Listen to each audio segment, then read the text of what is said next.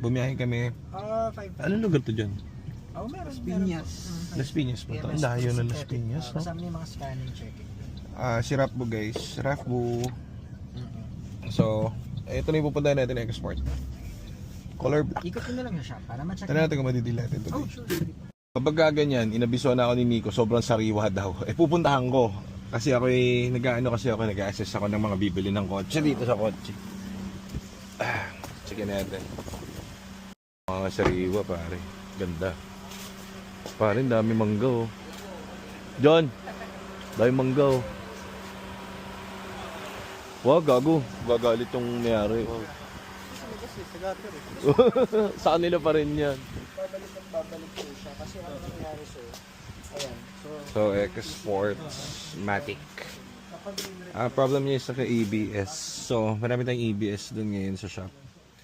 Hindi ko lang alam kung dumating na pala yung ABS. Pero alam ko marami kaming parating nun. So, palit tayong ABS. Tapos, kahit sariwa ito, palit na yung trani. Sariwa. Ito nga. Ganda. Untouch. Very good. Oh. Mainam to bata. Maganda.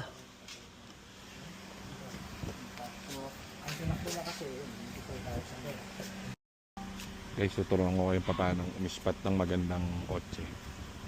Halika dyan. Nakita ko siya. Nakita mo yung bibili natin kotse. Tignan mo yun, oh. Nakita mo yung plate number. Nakita mo yung sa ilalim sa right side. Ayun yung pambutyo nakadungaw. Nakita mo yung chamber. Ayun, oh. Nakita mo ba? Sobrang kinis na stainless. Ni wala kahit isang dumi sa isang kalawang. Ayun, oh. Yung pinaka... Madali tignan ng kotse. Yung panlabas maganda. Ayun lagi yung tinitignan ng mga tao. Pero yung panloob at yung pang ilalim ang mga titignan mo para alam mo. Kasi pag yung ilalim niyan malinis, lalo na yung labas. Di ba? Ayun, tignan mo. Kahit isang dumi, kahit isang kalawang, wala. Oh. Di ba pare? Kumbaga sa babae, ano yan pare?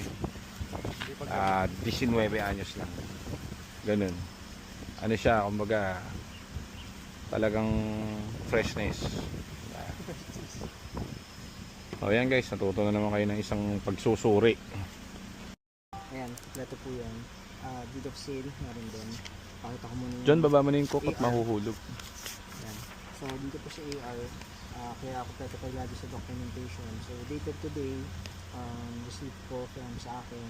May 2 valid items din ako dun. So, dito sila sir eh. Ngayon, naalala ko parang a year ago, matalas ang memorya ko eh. Pagtalikod ko, parang familiar tong place na to. So, tinanong ko si sir. Sabi ko, sir, meron ba Mirage dati rito na silver? Nakapunta na kami dati rito kasi may binili pala kaming Mirage dito last year, kung di ako nagkakamali. Sabi ni sir, yes, meron dyan. Binenta nila yung Mirage nila. Kami yun. Tapat lang ng bahay pala nila sir yun. Ito sila sir. Ito yung binila namin nun.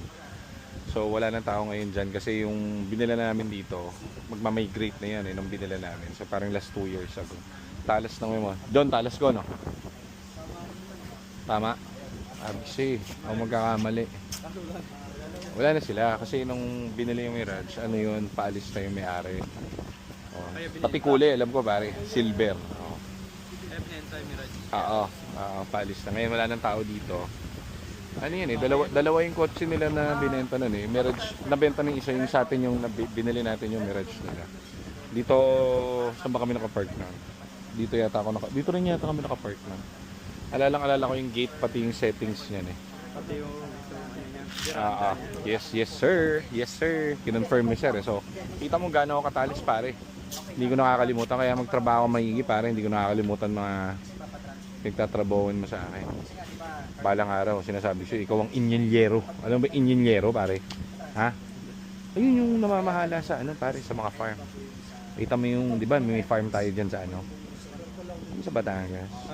Hindi, puta, ikaw ang nakakabayo ka pare, tapos wala kang t-shirt dun. Puta, sasabi ko sa'yo pare, abangan mo. Di ba? Tiwala ka ba sa akin pare? Sasama ka yung pamilya ko. Oo, pare, walang problema. Ikaw ang inyenyero doon kung tawagin. Di ba? Kita mo naman, nire-ready ko na yung ano ko dun eh. Nag-iipon nga ako kasi plano ko talaga fishery or ano, isdaan o kung ano man. Gusto ko nagtatanim eh. Farm, ganun. Oo, farm naman talaga yung lote dun. Pero gusto ko syempre ko yung bibigyan ka doon ng isang kabayo, isang shotgun, tapos lagi ka na walang t-shirt, edi ang dami naman akong binigay sa yung pantalon, di ba? O suot mo yun, wala, ano lang, walang t-shirt kasi mainit doon eh. Cowboy hat. Oo, hindi na kailangan kabuyot doon pare. Basta ang ano ko doon, kapag may pumasok doon sa lote, barilin mo. Siyempre puprotekta mo eh. Oo, trespassing yun pare. Shotgun mo. Meron kunwari mga lobo, mga wolf, baka kainin yung mga alaga natin. Di ba? Barilin mo. Ganun. Shotgunin mo sa mukha. Oh, di ba? Merong makita ano, wolf. Paggabi, di ba? Siyempre, andun kayo sa gitna nung lote pa lang yun eh. So para kayong cowboy doon ng pamilya mo. Andun yung ano, may bonfire kayo paggabi. Diba? Gaganon kayo sa apoy, gaganon kayo. So ngayon, siyempre baka poprotektahan mo rin sila. Baka mamaya, atakihin kayo ng mga lobo. Kaya may shotgun ka lagi. Yun lang ang ano mo doon. Babalik ako doon every 2 years. Papasweldo ko siyempre. Bigyan kita ng ano, siguro 2,000. Isda na lang ako. O bakit?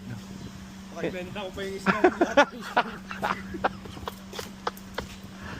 Tangak, yung 2,000, ano lang yun, pambili mo lang ng tinapa yun. Kasi, Brenda lang pala yung kasi, yung pala isdaan, siyempre ikaw magmamanage eh. O, ikaw magbebenta dun eh. Milyon ang ano mo dun. Boss, ito na. Nabenta ko na yung ano, yung 10 toneladang sugpo, alimango, saka, ang tawag dun, hito. Pinaharvest. O, hinarbis ko mag-isa. Nakaw. Hindi ko kaya yun. Kaya mo yun, tongok. Walang imposible, tandaan mo. Eh, mga tinuturo sa'yo, hindi mo inintindi pare. Walang imposible. Ha? O, kikita ka doon ng ano, 12 million. Di ba? Bigay mo sa akin yung 11.9 million, meron kang 100,000. Di ba? O, kaya yung 2,000, pambili mo lang tinapay.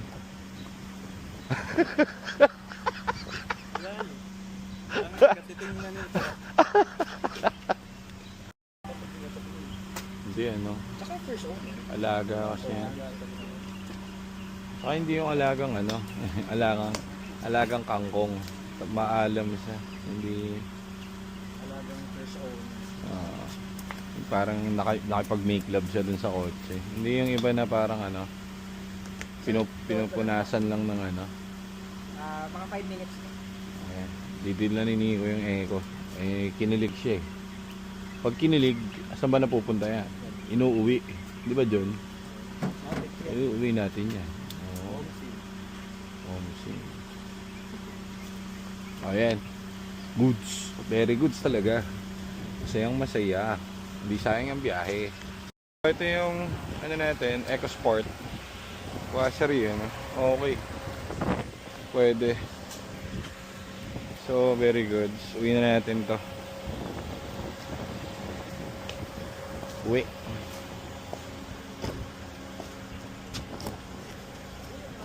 Ganda oh. Firm na firm yung mga trimmings. Amoy ano lang. May doggy. May aso sila dun ano. Meron. Amoy na amoy Kasi ko. nasakay nila dito. Oo nga. Eh, mga balahibo. Oo. Pero malinis yung kuwan. Kaya nga eh. Hindi yung amoy. Kasi yung... Amoy doggies. Hindi yung ano, yung bahay nila, yung kulungan ng aso nandito sa gilid. Ah, Kaya ano yun, nasisip-sip nito. yung amoy. Yes sir. Lipat na natin yung gamit ko. Tayo ay babachi na. Tama pa. Pa-picture lang tayo sir. Is na. Wala, lobat ako Nico. Ay, Lobat ako. Ako na. Okay. Sir, thank you po. Thank you po. Hindi na po bahala sir. Thank you so much. Salamat po. Salamat po. Ma'am, thank you po. Bye pa ma'am. Thank you po. So, bachi na tayo. Good deal. Nakuha natin ng 260 yata, parang ganun. 260 kaso naka ABS, so plus mo yung ABS, tapos plus mo yung tranny, plus mo yan. So yan, good deal, kasi sariwa naman Wasadi. So kung tutusin, mas mataas namin onti na kukuha pa sa market. Kasi nagdidepende kami, kasi katulad nito first zone, di ba? Every nuts and bolts alam niya doon sa kotse niya. So wala kaming inintindi, yung SOP na lang gagawin namin kasi doon sa mga sinabi niya. Yun lang naman problem niya, yung ABS. So meron kami niyan. Kaso para masulit natin at ma-sureable tong kotse, edi gagawin natin yung all the process kasi hindi pa sila papalit ng clutch since then. So yun ang next niyan. So bago natin i-release to dun sa mga kabili, kailangan bago na lahat din yan. Cooling system. Ang napapalitan niya pa lang dito parang dry belt pa lang, ano Nico? Ano daw, timing. Pati timing. Okay. So checkin na rin natin. Ayun si Sir Mabel pa ba kasama? Ayun. Ay, yes sir. Ito yung Fred sticker ng Stadias eh. Ito yun eh.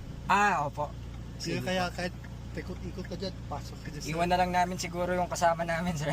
Oo, Sir, thank you. Thank you po ulit. Thank you, sir. Kita mo, jolly yan si Sir. Jolly. He's so jolly. Salamat, sir. Thank you very much pa. Nagmamadali si Sir eh. Talagang ibebenta niya na kasi bubli sa motor. Ano si Sir, driver. So, yun. Nagkatapos ang storya. Let's go, yun na tayo. So, ito, nakuha na natin yung EcoSport. Ganda ng shifting, ganda ng takbo, walang kanong issue. Ang problem lang, ang antot. Amoy aso. Amoy aso talaga. So, sariwang-sariwa siya, pero ewan ko, baka pinapatulog ni Sir dito yung aso. Ayun, daming balahibo. Ano talaga, hindi ko kaya. Hindi ko talaga kaya. Talagang amoy alam mo yung malaking aso, yung ano ba tawag mo malaking aso? Yung malalaking aso, hindi yung pang maliit na aso. Yung mga ganun, no? Parang dumikit dun sa sa aircon no? Kaya siya may ganito. Siguro kay Sir, normal na yung amoy nun. Yung aso kasi namin sa bahay, maliliit lang, Iba yung, ito yung aso talaga. Yung amoy talagang solid na aso. Oo. Nahihilo ko. Ritisin natin para sa pag-ibig sa unit. Maganda naman yung coach. Kaya mo na, pwede na rin. Papa full blast na lang natin yung nito. Tingin ko kumapit doon sa loob ng aircon no? Isa filter dyan sa cabin punong-puno ng balahibo. Kaya pauwi na tayo ng San Juan ulit. Ayun, sorry tumawag si Jad. So kanina nag-malfunction to. So given yun kasi naka-EBS siya So nilaban pa rin namin siya kasi sinisira na namin yung clutch na ito. Papalitan din naman natin. Sakto yung order natin na clutch kasi alam niyo naman dito lahat ng mga units natin palit ng mga bagong clutch yan. Naubusan kami ng clutch parang 2 days ago, no? Kakaubos lang. Ano ba yung order mo ngayon? Clutch o ship port? Parehas. So, kararating lang ng shipment natin ngayon, sakto. Hindi na kami nagsusource out kasi nga ang dami dyan na yung sa ibang pyesa, siya. Ano tawag doon? Yung naka-box binax lang, nilagay lang sa box na repack. Ayun. May iba kasi guys na repack. Dito kasi alam namin yung original na bakal sa hindi. So, pag nakabili kami dito sa labas, hindi hindi meron talagang sablay, nakailan na kami niyan. So, hindi pwedeng yung pyesa tinitipid. So, talagang direct kami dun sa supplier ng LUK niyan. So, ngayon, dumating na siya. Magkakabit na ulit tayo. Katulad nito, itong Siranto. Gumagana naman siya. I mean, okay siya, mandar. Kita nyo, from Cavite. Ang layo na. Pero wala kaming respeto dun sa clutch nito, pati sa ship port nito dahil SOP yan Kaya okay lang na durug-durugin namin ganun. Tatamad kami magpa-towing Mas safe kasi daw pag pinatowing. Kaso pag pinatowing mo, walang sense kasi papalitan din naman namin yung yung ship port sa clutch kahit okay di ba? So ganun siya. So lapit na tayo dito sa office. Puntahan na natin yung mga bagong clutch natin sa shipping ng shift part.